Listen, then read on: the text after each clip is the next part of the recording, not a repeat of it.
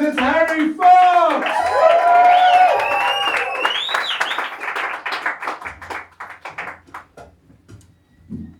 All right, guys, give a big round of applause to Albert here, opening a comedy club in Basel that time. Now, I really wanted to be there for the launch of the club, but I've got to immediately apologize to everybody in this room because I'm not really in the mood to do comedy tonight. Yeah, because I like the sarcastic, oh, poor me. No, but just bear with me, sir, because last week I had to go on a company retreat. And nothing makes you want to retreat your company like a company retreat. And we had to work on our company values. Who here works at a company with values? Give me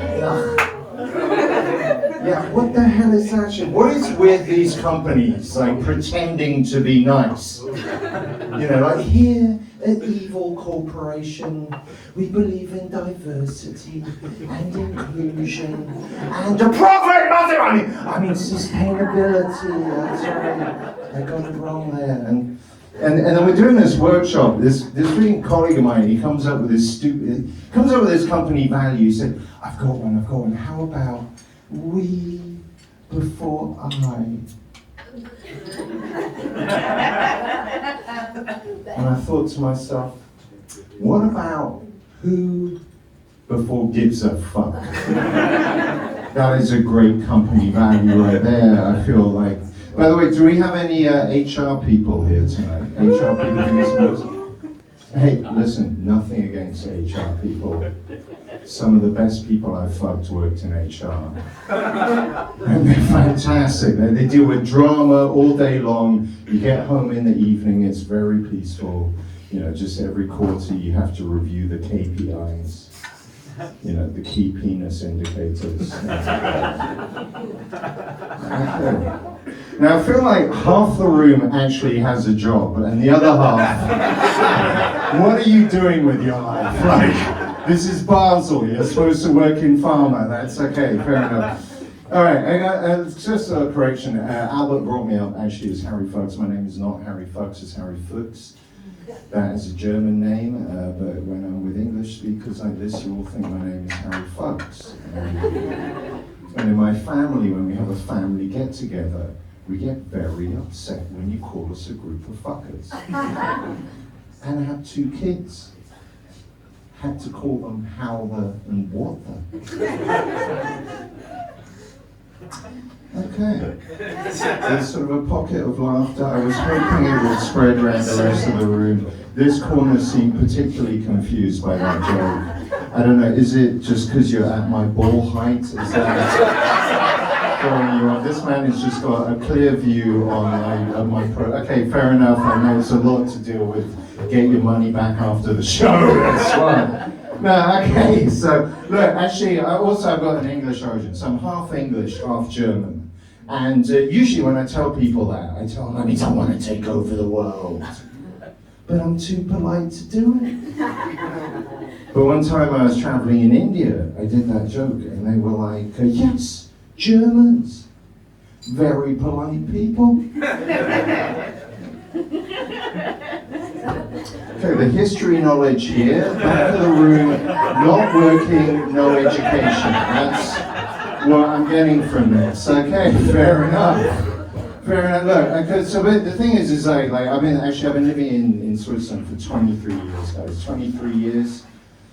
This is what you look like after 23 years in Switzerland. But actually, with my English roots, I mean, I actually do have almost white teeth. Look there. Have we got any English people here? Give me a grin. Okay, if you're smiling, there's no gleam coming this way. I don't know what happened, but I had to get out of England. Because with my German genes, it was just too triggering. You know, I'd be on on a British Rail platform waiting for a train. You'd hear this announcement and it said, British Rail would like to apologise but the next train will arrive in 300 years. And then everyone on the platform would just go, and then, like you look at people for half a second, that's too much intimacy, you stare at your feet. And that's how English people do it. But for me, with my German genes, I would start to hear this voice in my head talking to me, going, why are they standing there like Apfelstrudel? We must fix the infrastructure. We must bring the people from A to B to C. But we don't talk about C anymore because, And that's why I had to leave England. I had to come to a country that actually worked. By the way, sorry, I'm spitting on you a lot. I apologize for that. In about 10 years, you might be into that, but it's a lot to deal with.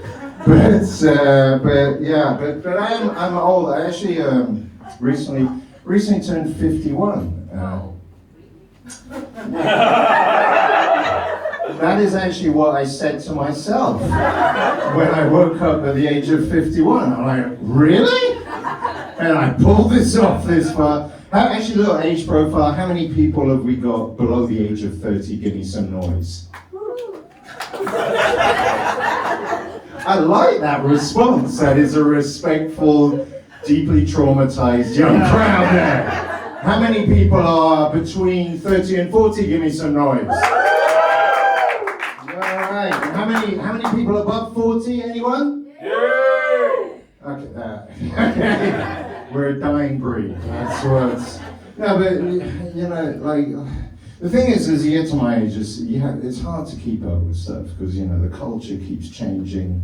Like recently I went to this cafe and I could not find the toilet. It was so bad. I had to ask the waitress. I'm like, excuse me, where is the men's room? She was like, oh no, we have borderless toilets.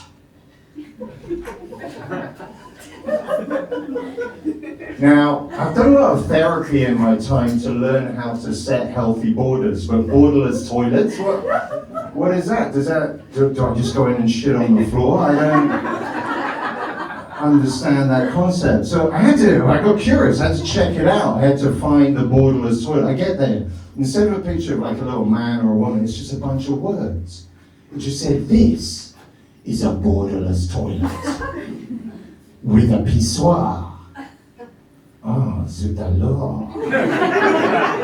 A pissoir, that means I can go in and pee like a Frenchman. I just go into the toilet, I'm like, bonjour, there's a guy next to me, I'm like, it's a pleasure to pee next to you today.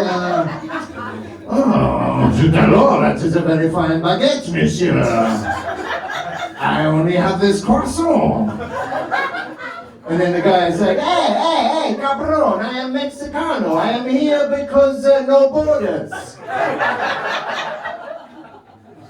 Okay, I know, I'm sorry, that joke is just wrong.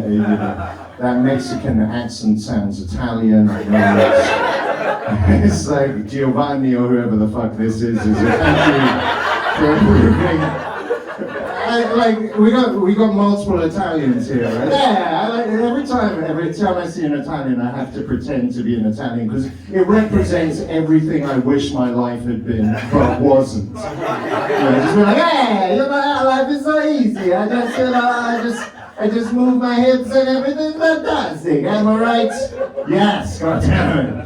Next life, God give me an Italian life. That's.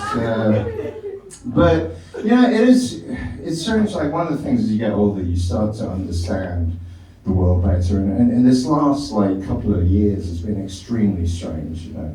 I feel relief now because Donald Trump got in power, and that means as a middle-aged white guy, I feel safe at last. And that's very uncomfortable, but I do. It's like the patriarchy's back, motherfuckers. Ah, yes! Sorry, gotta hide that. I gotta hide that. No, but it's been a crazy time. I feel like the last year we've just been edging. We've been edging World War III, haven't we? We've been this close. And I have kids. I really don't want the world to end in a nuclear holocaust. But I really do like edging. So I'm very conflicted about that. God damn it, sir, we can protest on that one. Abusive.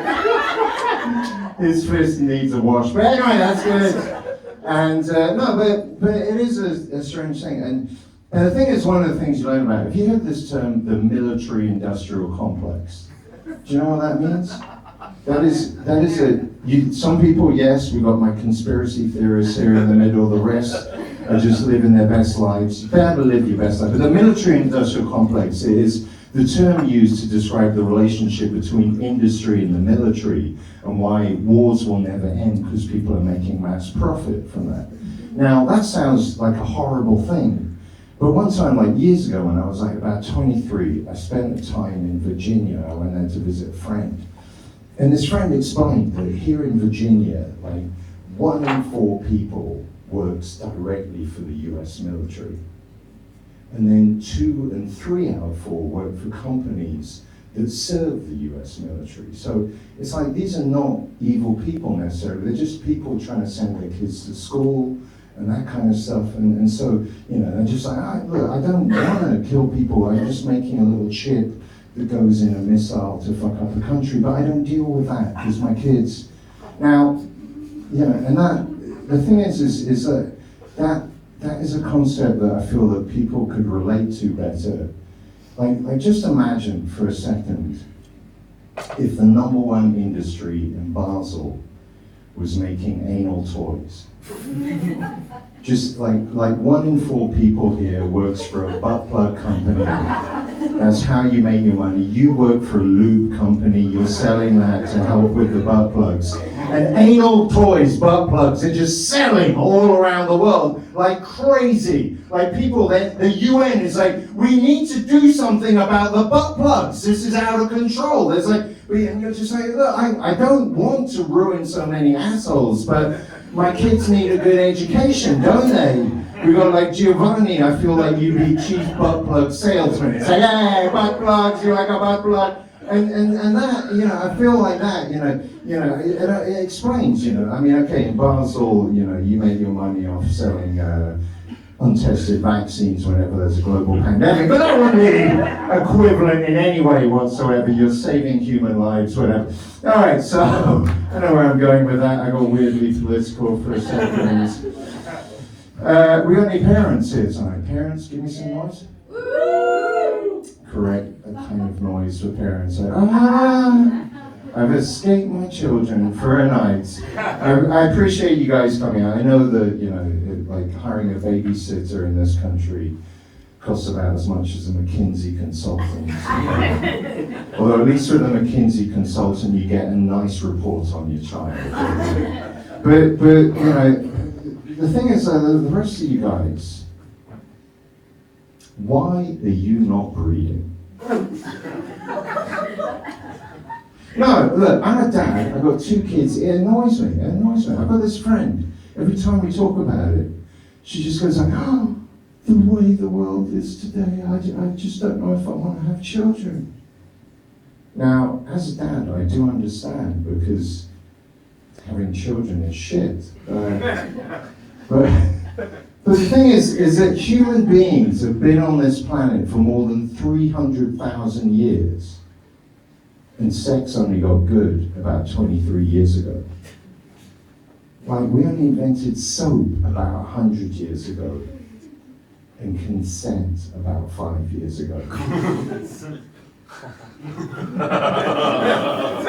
Giovanni, that's a very evil laugh. I know, we're spoiled again.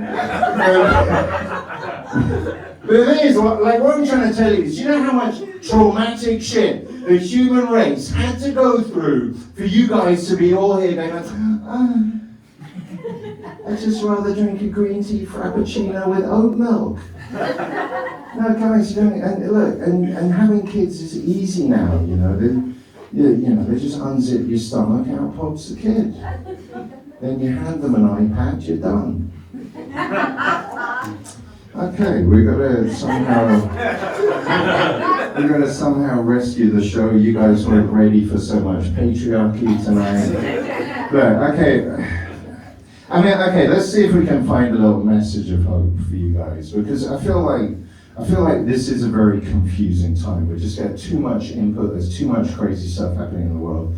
I feel like this is a time where things would be better if there was just a simple thing to tell us how to live our lives. Like horoscopes, for example. Do you guys believe in horoscopes? Okay, clearly a lot of shitty star signs in this room. That's okay. Me, I'm a Leo, greatest fucking star sign of all. We got any Leos here? Give me some noise. It was more of a wolf, so.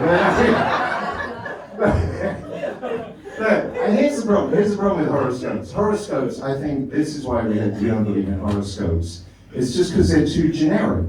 Like you read your horoscope on your phone, and it'll just say something like today you will have a productive day.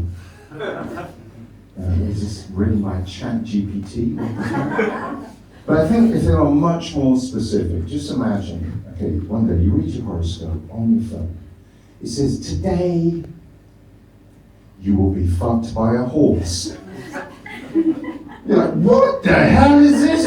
And then if you're a boomer like me, you have to turn on the TV to find out what the hell is happening. The man on the TV is saying, horrible scenes across the country today. 1 in 12 people getting fucked by a horse. Let's go over to Glasgow. We got Tim up in Glasgow. What's happening in Glasgow, Tim? Oh, it's a scene of anarchy, Bob. Stampede of horses just came through the city. I'm here with Trevor. What happened to you, sir? Oh, I was just walking down the streets and this fucking horse comes out of nowhere. It's like, Trevor, your accent is really Scottish and Irish at the same time. It's like, well, how the fuck do you think you'd sound if you'd just been fucked by a horse? Alright guys, that is the nearest thing I can bring you to a message of hope. No matter what happens, you're probably not getting fucked by a horse. Thank you very much.